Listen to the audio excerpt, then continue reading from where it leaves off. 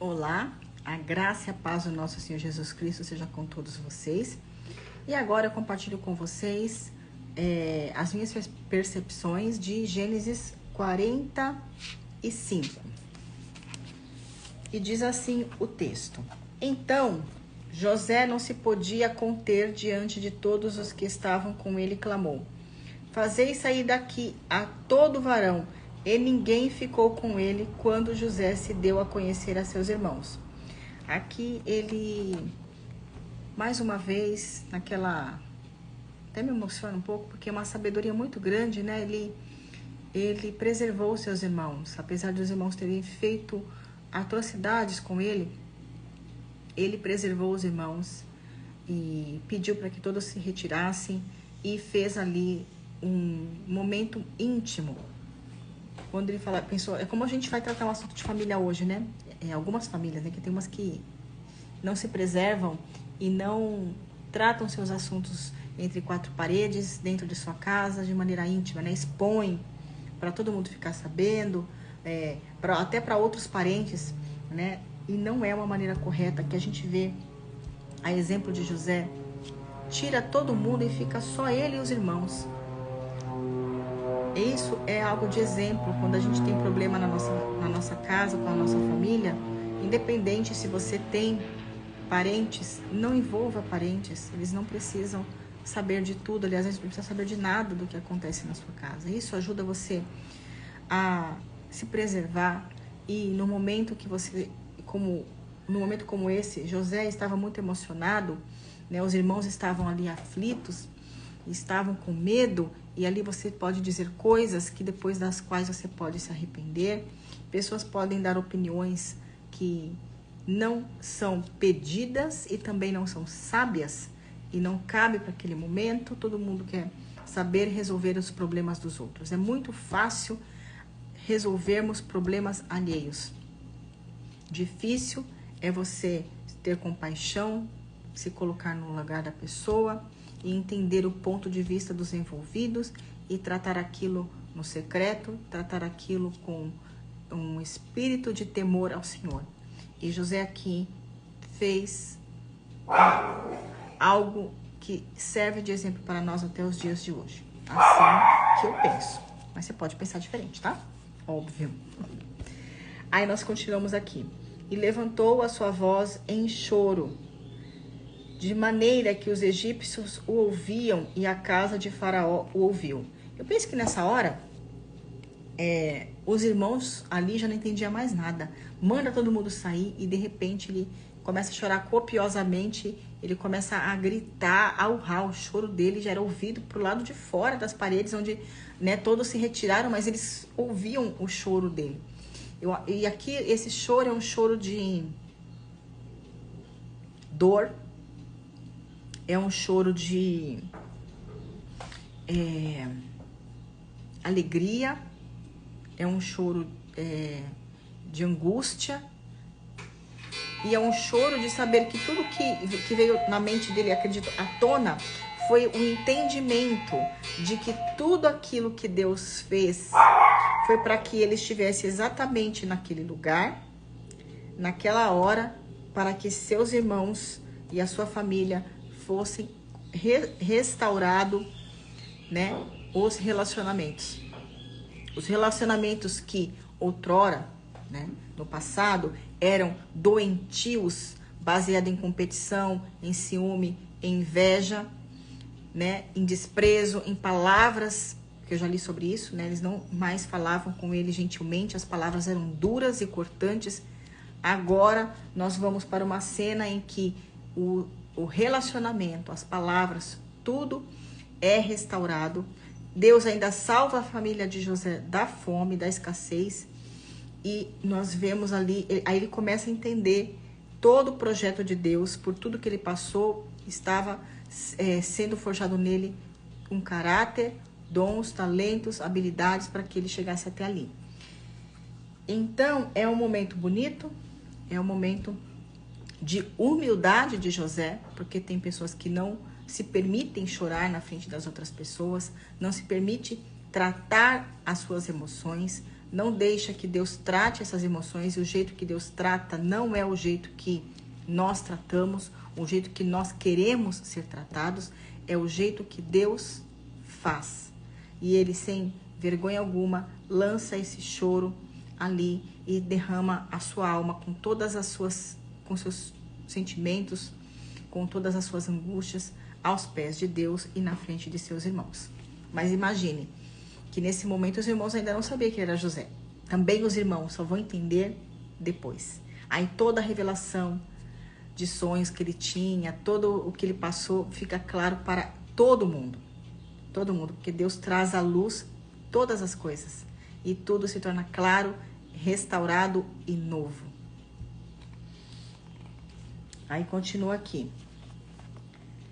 E disse José a seus irmãos: eu sou José. Vive ainda meu pai? E seus irmãos não lhe puderam responder porque estavam pasmados diante da sua face. Ele não estava morto? Porque um escravo, ele não ia viver. Um escravo morria cedo. Demais, óbvio. A vida dura, o trabalho, pouca comida, pouca alimentação, o movimento repetitivo, o sol, as enfermidades, as moléstias, ele não tinha como estar vivo ali. Então eles se pasmaram.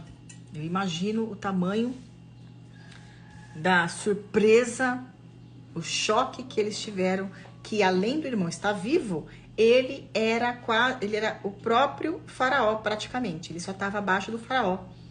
E eles venderem um irmão como escravo, o irmão está nessa posição de altíssima autoridade.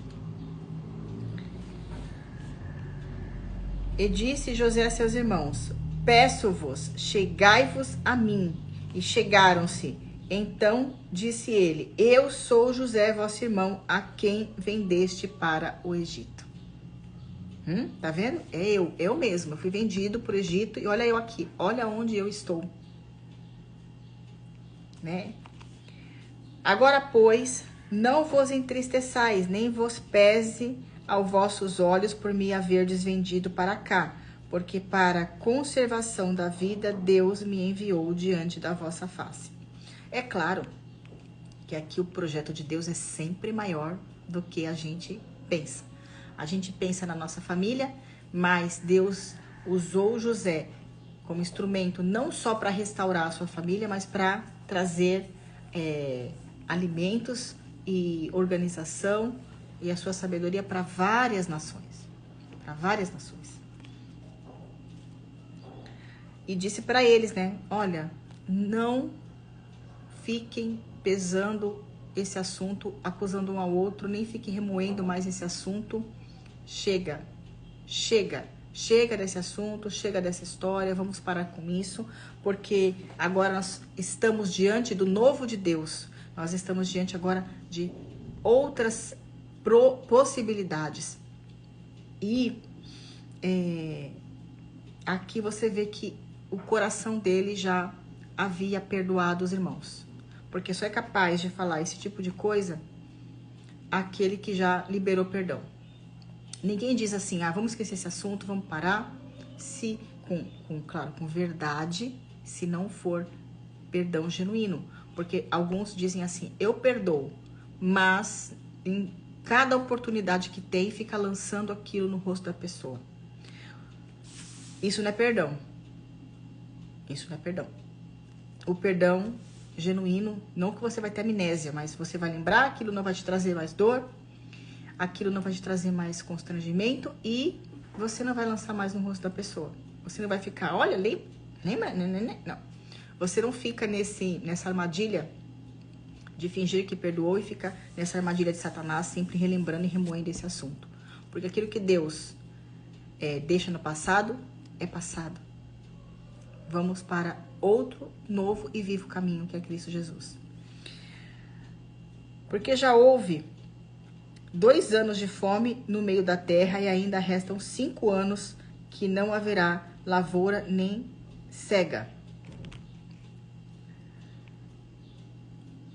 pelo que Deus me enviou diante da vossa face, para conservar vossa sucessão na terra, e para guardar-vos em vida por um grande livramento.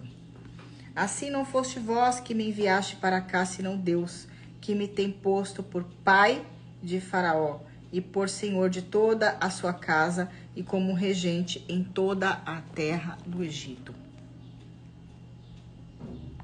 Apressai-vos e subi a meu pai, e dizei: assim tem dito o seu filho José: Deus me tem posto por senhor em toda a terra do Egito. Desce a mim e não te demores, e habitarás na terra de Gósen, e estarás perto de mim, tu, os teus filhos, os filhos dos teus filhos, e as tuas ovelhas e as tuas vacas, e o que tens. E ali te sustentarei, porque ainda haverá 5 anos de fome, para que não pereças de pobreza, tu e tua casa e tudo que tens.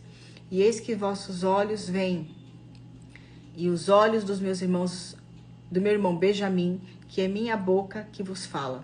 E fazei saber o meu pai toda a minha glória no Egito, e tudo o que tendes vistos.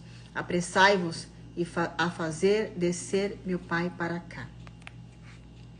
E ele contou isso para fazer o pai saber da glória dele no Egito, para o pai se lembrar do sonho que ele teve, os sonhos dos feixes, e se recordar pro pai de tudo que ele tinha sonhado está se concretizando. E eis que vossos olhos veem, e os olhos do meu irmão Benjamim, que é minha boca que vos fala. Eu já li essa parte. E lançou-se ao pescoço de Benjamim, seu irmão, e chorou. E Benjamim chorou também ao seu pescoço. Eu fico imaginando que se eu estivesse lá, eu ia chorar também. Ia chorar igual o José. José, meu marido fala assim, José é chorão. José é bem chorão. Eu falei, também por tudo que ele passou, você percebe que ele é chorão e tem um espírito sensível. Então, por isso que ele chora. E ele não conhecia o irmão, mas os laços de sangue são inquebráveis, né? Então, por isso que ele chorou ao conhecer o irmão dele. E deve ter sido uma cena linda. Se eu estivesse lá, eu falo que eu ia me debulhar em lágrimas. Só de ler, eu já quero me debulhar em lágrimas. Imagina se eu estivesse lá ao vivo. Aí continua o texto. E beijou a todos os seus irmãos e chorou sobre eles, e depois seus irmãos falaram com ele.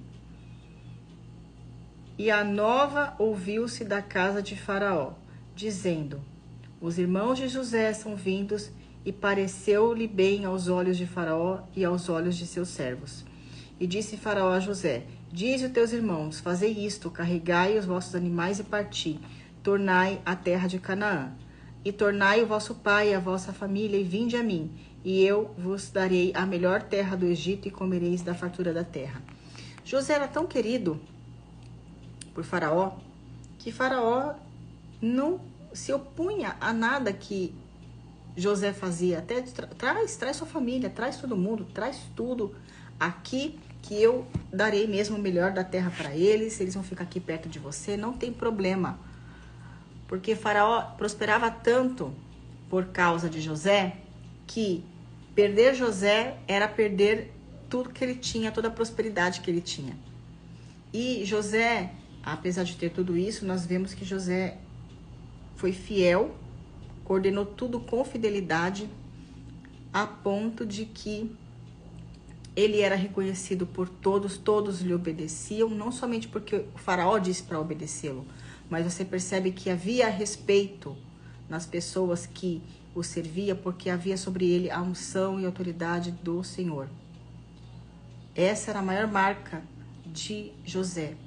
E ele, sendo fiel em tudo, tendo sabedoria em tudo, quanto mais ele era sábio, quanto mais ele continua ali regendo, mais Faraó gostava dele, mais ele caía na graça de Faraó. A ti, pois, é ordenado, fazei isto, tomai-vos da terra do Egito carros para vossos meninos, para as vossas mulheres e para vosso pai, e vinde. E ainda cedeu carros, carruagens mais confortáveis do Egito, para que a sua família viesse de maneira que a viagem não fosse tão lenta, mas também que não trouxesse mal-estar, porque as viagens eram muito longas, não trouxesse para o pai dele tanto sacrifício da longa viagem que eles faziam na época, porque não havia estradas, né, gente? Era montanhas, vales atravessando com animais, gado e crianças pequenas. Então o faraó enviou, além de alimento para a viagem,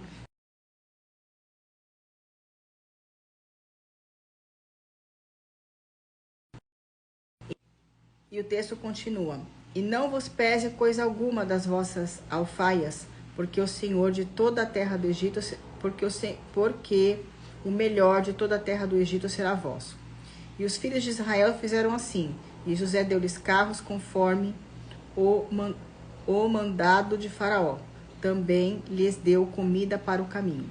E todos lhe deu a cada um mudas de vestidos, mas a Benjamim deu-lhe 300 peças de prata e 5 mudas de vestido. E a seu pai enviou semelhantemente 10 jumentos carregados do melhor do Egito, e 10 jumentos carregados de trigo e pão, e comida para seu pai, para o caminho. E despediu-se os seus irmãos e partiram, e disse-lhes: não contendais pelo caminho. E subiram do Egito e vieram à terra de Canaã, a Jacó seu pai. Não briguem no caminho, querendo jogar a culpa no outro. Eu já esqueci, nós já viramos essa página, então não voltem a tocar neste assunto. E subiram do Egito e vieram à terra de Canaã, a Jacó seu pai. Então lhe anunciaram, dizendo: José ainda vive, e ele também é regente de toda a terra do Egito. E o seu coração desmaiou, porque não se acreditava. Porém, havendo-lhes contado todas as palavras de José que lhes falara, e vendo ele os carros que José enviara para levá-lo, reviveu o espírito de Jacó seu pai.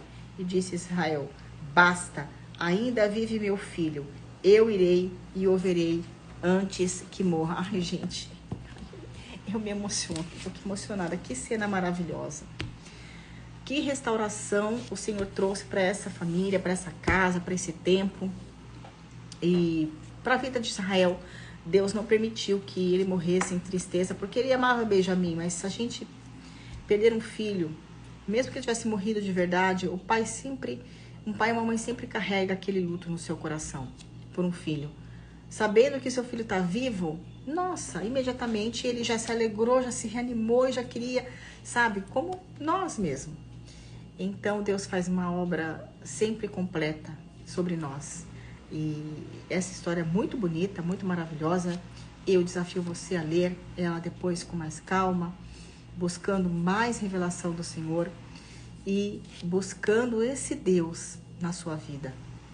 E que Deus, nosso maravilhoso Senhor, esteja sobre você, esteja sobre a família, a sua família, sobre a sua casa, trazendo restauração, trazendo transformação, derramando unção sobre todos os que estão à sua volta, sobre os seus filhos, sobre a sua casa e sobre você.